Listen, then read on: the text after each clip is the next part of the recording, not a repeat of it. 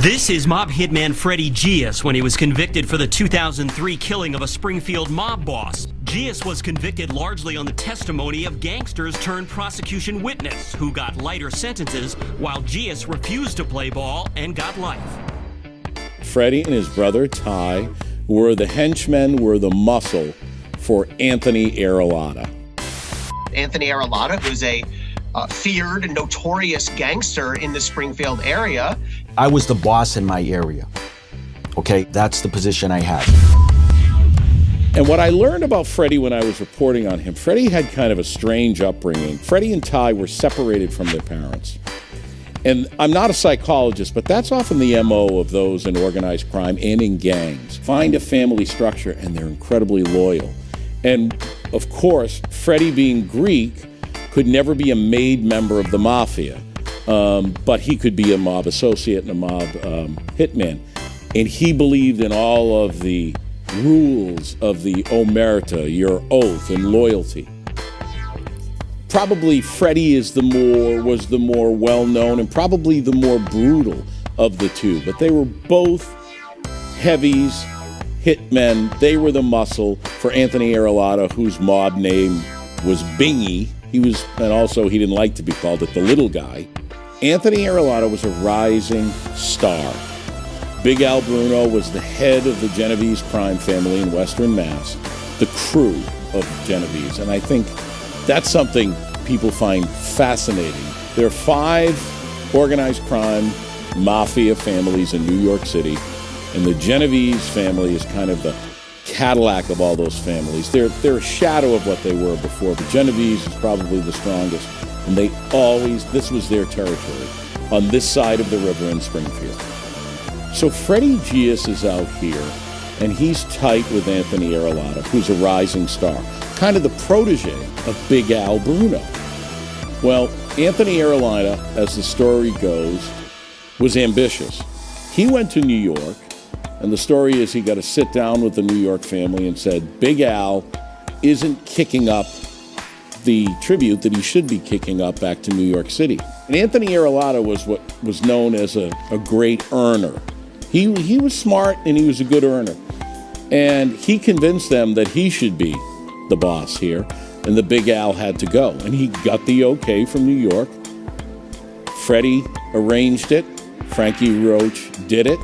And Big Al was dead, and Anthony Arillotta became a made man in a ceremony in New York City, and he became head of the Genovese crime family crew in Western Mass.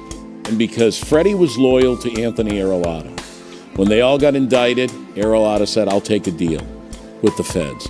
And he gave evidence that Freddy masterminded the murder of Bruno, that Freddy helped to kill Gary Westerman, who was another low-level guy who was dating, I believe, Arillotta's wife's sister and was supplying her with drugs. This came out in the trial and things, and he wanted him out of the picture. And they did it.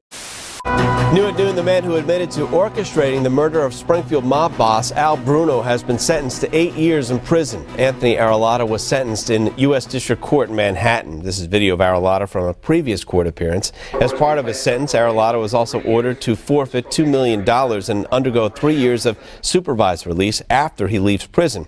Arillotta pleaded guilty in 2011 to multiple charges, including racketeering, conspiracy, extortion, and murder in exchange for a lesser sentence. Arillotta turns on Freddy, and Freddy is going to spend the rest of his life in jail, well, was prior to this, and he hates rats. He had a chance to flip. He didn't do it. He could have flipped and flipped onto Anthony, but he didn't. He hates rats. You think about it, he's spending his entire life in jail because he was ratted out. And then couple that with when he was awaiting trial, he was up in Shirley at that prison. And he met a man by the name of Fred Whitey. Fred Whitey was behind bars because Whitey put him behind bars for a murder he didn't commit.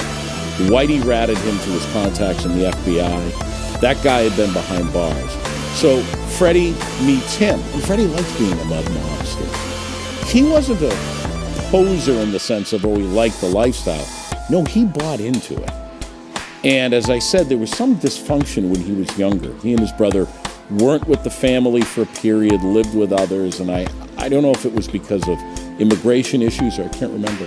So Freddy meets up with him, finds out about what happened to him because Whitey the Rat did it, and then like a gift, Whitey is presented on his front door.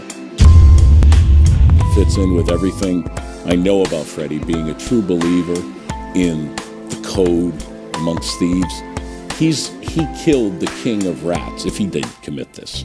He killed the king of rats. That makes him king of whatever prison he goes to among the honor of the criminals. One, I'm sure it was him, because I feel he is somewhat of a sociopath, acting out that anger at being ratted out on.